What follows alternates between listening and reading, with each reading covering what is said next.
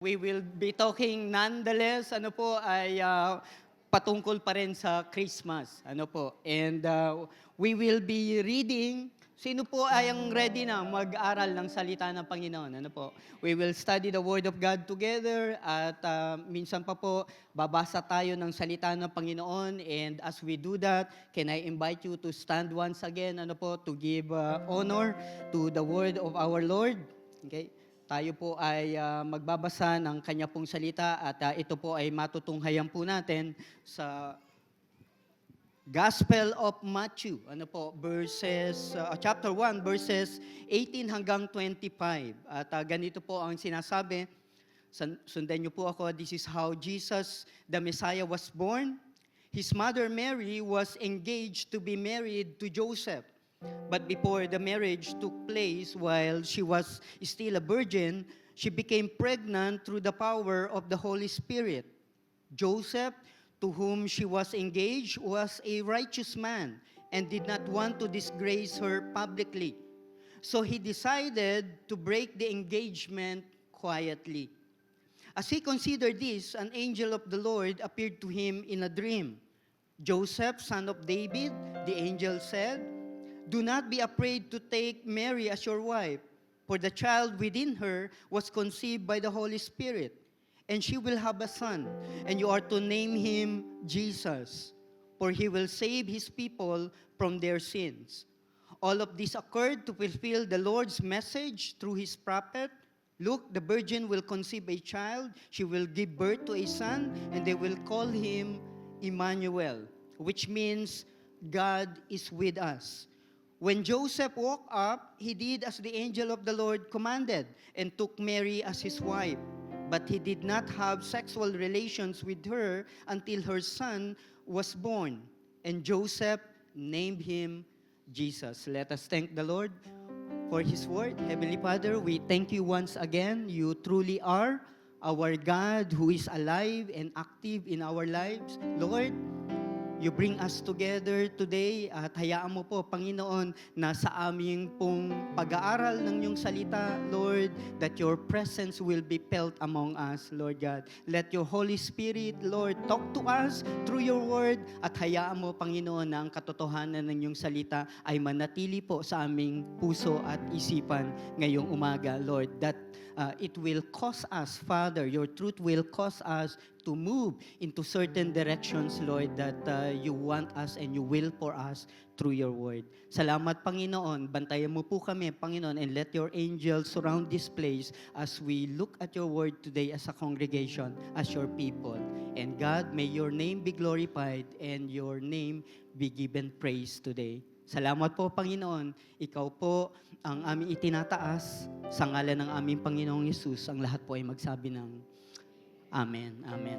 Sige po, malakas pong palakpak muli sa ating pong Panginoon. And that was the story of the birth of our Lord Jesus Christ. From the writer of the Gospel, Matthew.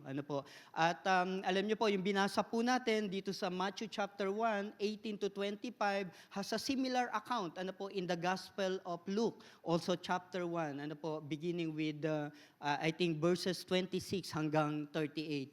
And that praise, or rather that narrative, na binasa po natin, has been an inspiration of one of a classic contemporary Christian song that probably you know.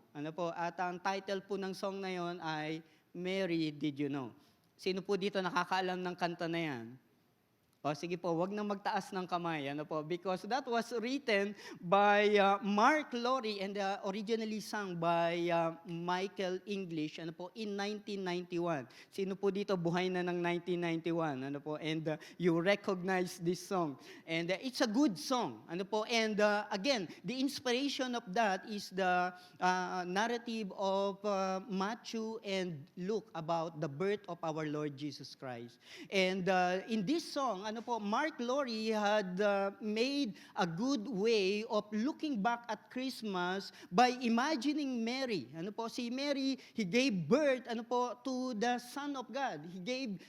He had given, or rather, she had given birth to our Lord Jesus Christ. And Mark Laurie, when he is writing the song, is imagining whether Mary really understood the profoundness and deepness of what really happened to him. Ano kaya nga po, he has series of questions. Did you know? Mary, did you know that your son ano po, will also deliver you? Mary, did you know that this newborn son will walk on water? Ano po, Mary, did you know that this son will give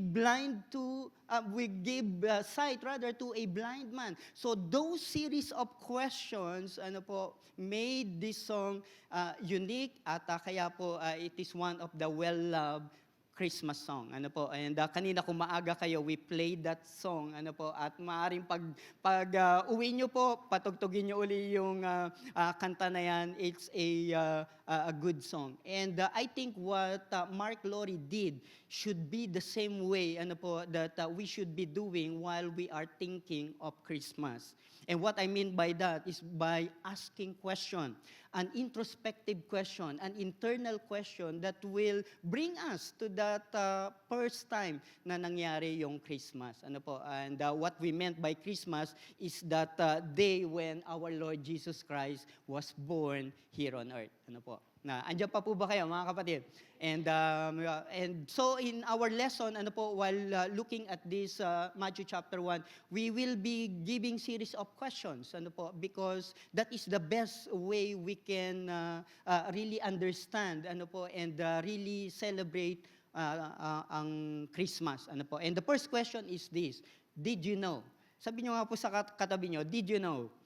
Did you know that Christmas is God's sovereign plan fulfilled? Ano po, ang Christmas ay hindi po idea ng tao. Ano po, let's go back to those verses, Matthew chapter 1, verse 18. This is how Jesus, the Messiah, was born. And let's pause a while. Ano po, what is good in the Word of God is that it has given us an account of how it happened. And sabi ni Matthew, this is how Jesus, the Messiah, was born. Sabi nyo nga po, Messiah. So he was born, his mother Mary was engaged to be married, alam na po natin, kay Joseph. But before the marriage took place, while she was still a virgin, she became pregnant through the power of the Holy Spirit. Can we say that again? Through the power of the Holy Spirit. And in verse 20, it was repeated, ano po, and he considered this, an angel of the Lord appeared to him. Ano po, Joseph is considering, you can just imagine, ano po, sila po ay engaged, Joseph and Mary was engaged, but later on, Joseph find out, ano po, na Mary was already pregnant. And of course, it is a disaster, ano po, para sa isang loving relationship. But an angel interfered, ano po, the thoughts of Joseph, and an angel appeared to him in a dream.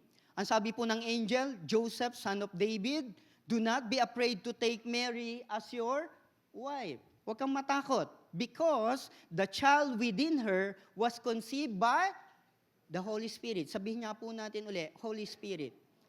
In other words, the author of this conception, ano po, ni Mary is not a plan of man. Ano po, Joseph has nothing to do with the conception and the birth of our Lord Jesus Christ. It is the work of whom? It is the work of the Holy Spirit. Ano po, he was conceived through the power of the Holy Spirit. It's one way of saying he was conceived through the power of God. And it was planned by God, ano po, long time ago. At the start of creation, God knows that man will fall into temptation. Alam po ng Diyos na ang tao ay magkakasala. At ang tao ay bibigyan niya ng paraan, ano po, para magkaroon uli ng way, para magkaroon ng relationship sa Diyos. Ano? In other words, para tayo ay makabalik sa original nating relationship with God, God has a plan rolling even at the start of creation. Okay? Ano pong proof natin yan? The Apostle Paul in Galatians chapter 4, verse 4, sabi po niya, but when the right time came, sabihin nga po natin, right time. nag-aantay lang po ng tamang panahon. Ano po, ang Diyos ay hindi po nagmamadali. Ano po, mapapansin niyo po sa Bible, ano po, with God's plan, with God's sovereign plan, para ipatupad po ito ay hindi siya nagmamadali. Ano po. And when that right time came, God sent His Son. So nung tama na ang panahon, ano po, at ibig sabihin may plano po siya, sinend niya, ano po, ipinadala niya ang kanyang bugtong na anak. Yan po ang ating Panginoong Yesus. Paano po? Born of a woman, born under the law. And what Apostle Paul meant, ano po, na pag-usapan na po natin to na maraming beses, what Paul meant is that the Son of God will need to go through that process, ano po, through that natural process na ating punding dinaanan bago tayo naging tao. Ano po, na siya ay ipapanganak ng isang babae, but it's not just an ordinary conception, it is a virgin birth. Ano po, at kung titingnan po natin scientifically, ibig sabihin, ang Lord Jesus Christ nung pinanganak, wala pong Y chromosome. Dahil wala pong man involved, ano po, sa kanya pong conception. Ano po, puro X chromosome galing kay Mary, who is a virgin. No marred of sin, ano po, at siya po ay dumating based sa magandang plano ng Panginoon. And kaya po ang tanong po natin, did you know? That is the first introspective question. Alam ba natin na ang Christmas, ang kapanganakan ng Panginoon ay matagal ng plano ng Diyos? Andiyan pa po ba kayo? Christmas is God's sovereign plan fulfilled. Ano po, when the right time came. And so we continue, ano po, so that is the first question, ano po, at pagka yan po ang tinanong po natin sa ating sarili, we will go back, we will bring ourselves back to that first Christmas. The second question is this, mga kapatid. Sabihin niyo po uli sa katabi niyo, did you know? Did you know that Christmas is God's physical presence realized? Ano po? God wanted to be with man. Ano po? God has a plan for our salvation, but God needs to be a redeemer. Remember what we studied, ano po, in the book of Ruth. Ano po? Kailangan maging kamag-anak natin ng Diyos. In other words, kailangan niyang pumasok, ano po, sa history ng humanity to be a human himself, ano po, so that He can save us from our sin. We can read that in Philippians chapter 2. Na although He is God, ano po, He took the humble position of a man. At siya po ay pinanganak dito at He became obedient unto death. And so, Christmas is like that. Ano po, it is a miracle of God. In fact, we have a word for that. Ano po, yung word na incarnation. Sabihin nyo nga po, incarnation. And that means the divine God had entered into humanity. Ano po, ang Diyos ay naging tao or ang Diyos ay nagkatawang tao. Ano po, sa pamamagitan ng panahon na ito na tinatawag nating Christmas. So God's physical presence was realized. At kung babalik po tayo sa Matthew chapter 1, sabi po doon, all of this occurred to fulfill the Lord's message through His prophet. Ano po? So matagal ng plano. Ano po? Matagal na pong sinabi. Okay, look, the virgin will conceive a child, she will give birth to a son, and they will call him what? Emmanuel. Sabi nga po natin na malakas, Emmanuel. So you will call him Emmanuel, which means God is with us. And if you have your Bible with you, mapapansin niyo po na sa pagkasulat ni Matthew, ano po sa account na ito, yung pong verse 23 ay naka-indent. Ano po, sa ating paragraph. Ibig sabihin, hindi po siya kahalera nung initial paragraph no, hanggang verse 22. Bakit po? Bakit naka-indent? Because Matthew is quoting actually from what the prophet Isaiah had said. Ano po? So the prophet Isaiah ano po had said ano po what Matthew had quoted, and it was written ano po 700 years bago po ito nasulat. Ano pong sabi ni Isaiah? If you look at Isaiah chapter 7 verse 14, the prophet Isaiah foretold Jesus' birth. Paano po ang pagkasabi? The virgin shall conceive and bear a son, and shall call his name Emmanuel. No? Mapapansin niyo po, ang dinagdag lang ni Matthew ay yung ibig sabihin ng Emmanuel. Ininterpret niya na po para sa atin. Bakit po? Ano po ang ibig sabihin ng Emmanuel? God is with us. Ano po? Emmanuel. And that is a very important title. It was not the name to be given to the Son of God as a literal identification. Ano po? Sinabi doon na He will be given a name, and that means it is a title. Emmanuel is a title of our Lord Jesus Christ when He was born. It means God is with us, mga kapatid. And pagka-Christmas, nakikita po natin yung term na yan. Hindi po ba? Emmanuel. And some of you ay maaring nagtatanong, yung iba nakikita natin, that's letter E. Tama po ba? Emmanuel is the original Hebrew word. No? Emmanuel, God is with us. The Emmanuel letter E that starts with E is the Greek equivalent of that Hebrew name. Yeah, in other words, Emmanuel as an E is a Greek transliteration of the original Hebrew word Emmanuel. So ang original talaga yung Emmanuel, but it has the same meaning, mga kapatid. Ano po? God is with us. God has been with us. So when we think of Christmas na nakasama ng tao historically, ano po, at truthfully na pumarito ang ating Panginoong Jesus, then that will give meaning to our Christmas. Tama po ba, mga kapatid? That will give meaning. Ano po, kailangang maalala po natin na ang Diyos ay nakasama po natin. That is what is meant by Christmas. And the word Emmanuel highlights Jesus' divine nature. Kaya po may El, ano po, it refers to God. God is with us at hindi po siya batang lalaki lang, ano po, na kagaya nating tao. Yes, nagkatawang tao siya, but he never loses his divinity. Siya po ay nanatiling Diyos. Ano po, Emmanuel. And that gives us also comfort, mga kapatid. Pagka inisip po natin, hindi ba ito ay isang paalala sa atin na lahat ng naranasan natin, lahat ng nararanasan natin, mga kapatid, naranasan din ng ating Diyos. Okay, nung siya po ay nagkatawang tao. Amen po ba? Okay. Andiyan pa po ba kayo? At dahil doon, yung mga problema, ano po, yung mga pangamba, ano po, yung mga agam-agam natin, ay naranasan din po niya. In fact, the Bible tells us that even our Lord Jesus Christ was tempted, but without sin. So even temptation, naranasan po niya. No? Ano po? So hindi po tayo nag-iisa.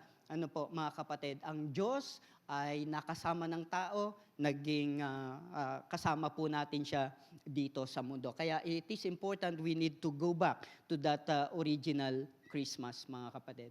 And so, that is two questions. Did you know that Christmas is the sovereign plan of God fulfilled? Did you know that Christmas is God's physical presence realized here on earth? And the third question is this. Did you know that Christmas, it's God's great salvation started? Ano po? So nagsimula po ang ating kaligtasan, ano po, nung pinanganak ang ating Panginoong Jesus. Okay? Ano po ang ipapangalan sa kanya? According kay Matthew, and she will have a son, and you are to name him Jesus. Now, Jesus now is a literal name. Ano po? It is the identification that will be given to him. For he will save his people from his sins. Okay? So sabi ng angel, ang ipapangalan mo sa kanya ay Jesus because it also has a meaning. Ano po? Jesus comes from that Hebrew name Yeshua, which means God saves. Dahil yun po ang mission ng Son of God. Ano po? Para tayo po ay magkaroon ng kaligtasan. Kaya po ano nangyari kay Joseph nung siya po ay nagising? Sabi po niya, Joseph named him Jesus. In other words, sumunod po si Joseph doon sa sinasabi ng anghel sa kanya pong panaginip. Ano po? At binigyan niya ng pangalan na Jesus. Now, sa kanila pong panahon, this is very significant dahil pagka meron pong firstborn son, ang normal na pangalan na ibinibigay po sa kanilang unang anak na lalaki ay kung ano ang pangalan ng kanyang ama o ng kanyang grandfather. Ano po? Sa line po ni Joseph ay, of course, si Joseph, basically hindi Jesus ang kanyang pangalan. Ang father ni Joseph ay hindi rin Jesus. So, it is an act of faith. Ano po? Para kay Joseph na sundin yung sinabi ng anghel. Remember, sa panaginip lang po yun. Ano? But he recognized na it is the will of God, and this born Son of God, will bear the name Jesus because it is His mission. So when we talk of Christmas, it should remind us, ano ang mission ng Panginoong Hesus nang siya po ay pinanganak. At sa mga nakasama ng ating Panginoong Hesus, sila rin po ay nagpatunay na ang ating Panginoong Hesus, siya nga ang tagapagligtas. For example, si Apostol John na tinuturing na pinakamalapit, na apostol ng Panginoon, pinakamalapit sa kanya, ay ito po ang sinabi. 1 John chapter 4 verse 14. Furthermore, we have seen with our own eyes and now testify that the Father sent His Son to be the Savior of the world. In other words, yung mga nakasama ng ating Panginoon, they attest, they are witness, at pinatutunayan po nila na sa mga sinabi, sa mga nakita nila, ang Panginoong Hesus nga ay tunay na tagapagligtas ng sanglibutan. Amen po ba? Iyan po ba ang pinaniniwalaan natin? Meron po ba dito mga tao na naligtas sa pamamagitan ng pangalan ng ating Panginoong Hesus? Meron po ba? Kung meron po, pumalakpak ka, kapatid. Okay. Iyan po ang mission ng ating Panginoong Hesus. He had saved us, mga kapatid. And the life here on earth of our Lord Jesus Christ can be marked by three significant events. There are three significant events that mark the life of our Lord Jesus Christ here on earth. Ang unang significant marker po ay, of course, ang birth ng ating Panginoong Hesus nang siya po ay ipinanganak. Sapagkat hindi mangyayari ang iba, hindi mangyayari ang pagliligtas ng Panginoon, hindi mangyayari ang kanyang pagbibigay ng buhay para sa atin kung hindi muna siya ipinanganak. Nasundan niyo po ba ako? Hindi po mangyayari ang lahat ng yon. So, that is the first significant event in the life of our Lord Jesus Christ. Ano po yung second? His death, mga kapatid. Yung kanyang buhay, na ibinigay sa atin. Kaya po tayo may communion. Inaalala natin yung ginawa niya sapagkat that is the atoning sacrifice. Na ibinigay ng Diyos para po sa kabayaran ng kasalanan. Remember, ang demand ng Panginoon is without shedding of blood, there is no forgiveness of sin. So Jesus need to die. Para po sa atin. So Jesus need to be born, as a human being, having the divinity with Him, and then He need to die. And the third significant mark in the life of our Lord Jesus Christ is what? His resurrection. Because the resurrection of our Lord Jesus Christ proved that all of what He said, and all of what He did, and all of what He claimed is actually true. Because He resurrected physically, mga kapatid. So the birth, the death, and resurrection of our Lord Jesus Christ are the significant events. If we can summarize it, ay sa pamamagitan po ng tatlong iyon. And so, mga kapatid, looking at that, looking at those intimate questions that we can ask ourselves, ito po ang isang malaking tanong, should we celebrate Christmas then? Should we celebrate Christmas, mga kapatid? Dito po, should we celebrate Christmas? Dito po, should we celebrate Christmas? Sigurado kayo? Okay. Maraming issue sa Christmas, mga kapatid. And yes, I would say, that the celebration of Christmas is marked by some issues. There is an issue of commercialism. There's always a pressure, kapag Christmas season na, to buy things, not only for our loved ones, but maybe to everyone. And it put pressure on us. Kaya nga tayo binibigyan ng 13th month pay. Para doon. Yes, there is so much materialism and commercialism around us during Christmas. Tama po ba? We cannot deny it, mga kapatid. Yes, there is also an issue of paganism. They said December 25 is originally intended to worship pagan gods. And when you search that, ano po, kahit itanong nyo kay Meta AI, sasagutin niya, yes, there are issues like that. Ano po, we do not deny it. Ano po, that there are some people who originally worship Saturnalia, ano po, in that period of December 25. And yes, there are also pagan rituals surrounding the winter solstice, ano po, that happened, ano po, in that period of December 25. And yes, there are Yule celebration, ano po, they have bonfire of what they mention as Yule log, ano po, kaya tayo may Yuletide na tinatawag, ano po. These are not Christian celebration, and it happened on the same period we celebrate Christmas. Yes, there are pagan issues, mga kapatid. And yes, there are also calendarism. And what I meant by that is there is an issue on December 25. December 25 is not the actual date of the birth of our Lord Jesus Christ. We know that. Amen po ba? Bible scholars would tell us it might be around the mid of April. Pero kapatid, sino nagsa-celebrate ng mid of April? Ano po? Some religion will not celebrate Christmas because of this. Ano po? But we understand that as a Christian, haven't we? Alam po natin, hindi December 25 ipinanganak ang Panginoon because yung mga pastol ay nasa labas. Ano po? It will not happen on winter.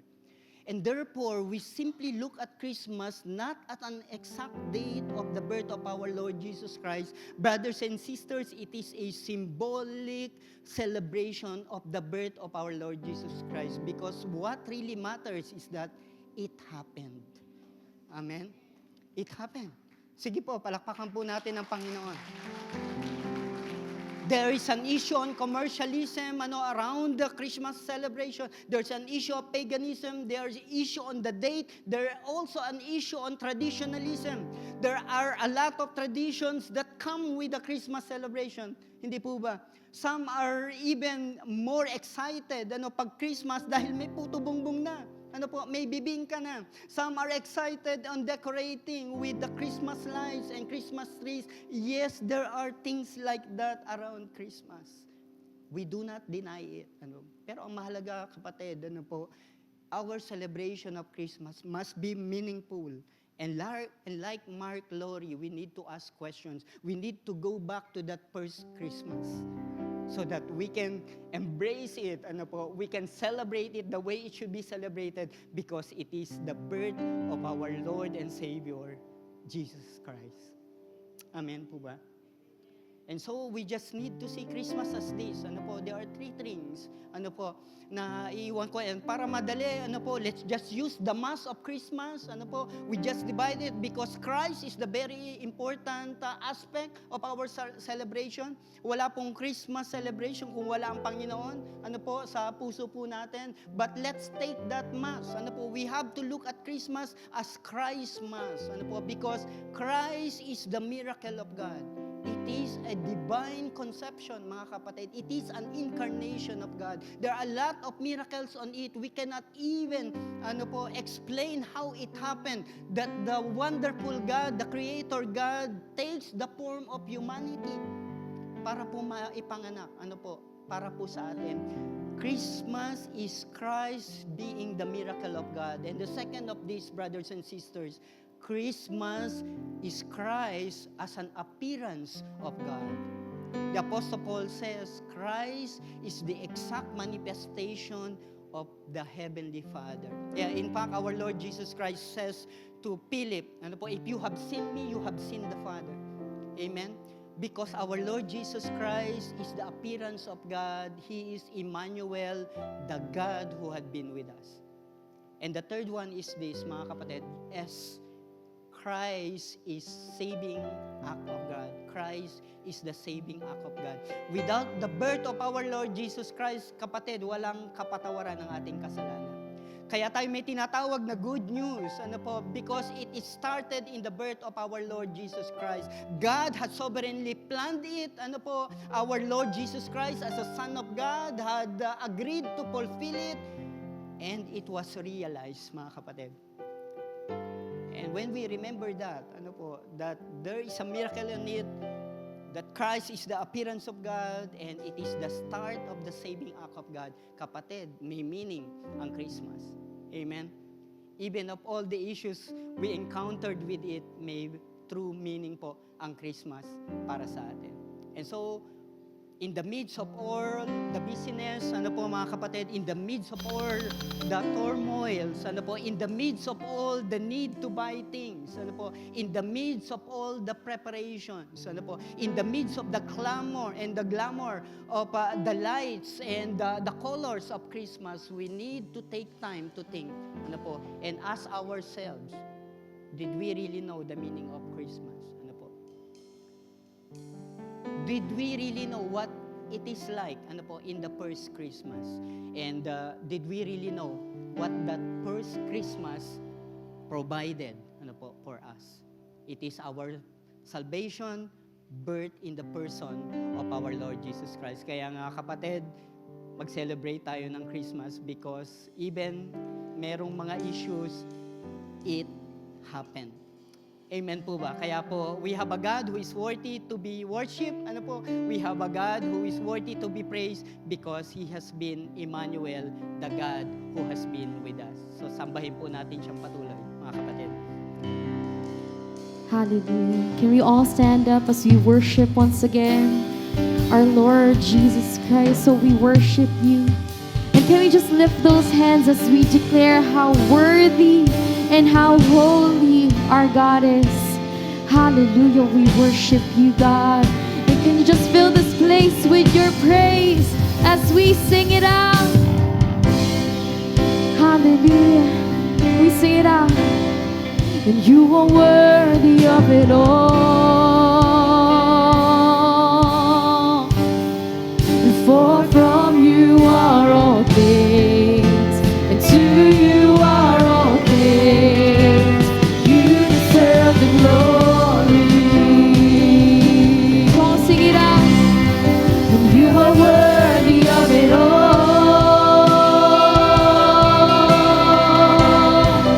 You are worthy of it all.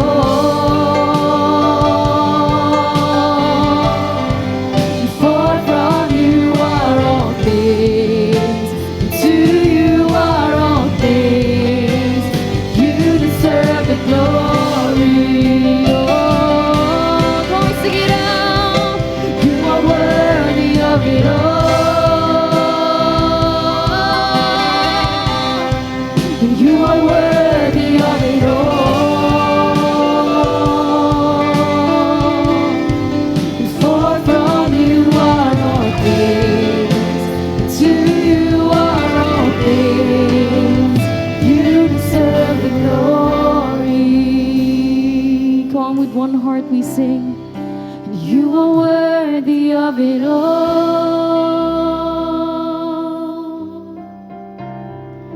You are worthy of it all. For from You are all things, and to You are all things. You deserve the glory. Brothers and sisters, our Lord Jesus Christ is worthy of it all. Hallelujah. Heavenly Father, we thank You for Your word. We thank You, God, that You had given us the story of that first Christmas. We understand, Lord, how You bring to fulfillment Your promise of giving us the Messiah. Salamat, Panginoon, we can always go back to that first Christmas. And Lord, it is worthy of celebration because it really happened. Salamat, Panginoon. At God, andito po ang inyong mga anak. We raise our hands to You. Lord, and my prayer is that You will continue to guide all of us, Lord. I speak blessing for Your people today, Lord. Let Your guidance, Lord, let Your provision, let Your healing, let Your inspiration, let Your comfort, Lord, be upon Your people. As we go out of this place, Panginoon, You will renew our strength, O God. At bibigyan Mo kami ng panibagong pag-asa, Lord. Ano man ang kaming kinakaharap, Lord, dumating Ka na kasama namin. May first Christmas, O God. And that is enough, Lord. Salamat po, Panginoon. Sa iyo po ang lahat ng kapurihan at pagsamba ng iyong mga anak sa tanging pangalan ng aming Panginoong Yesus. Amen at amen.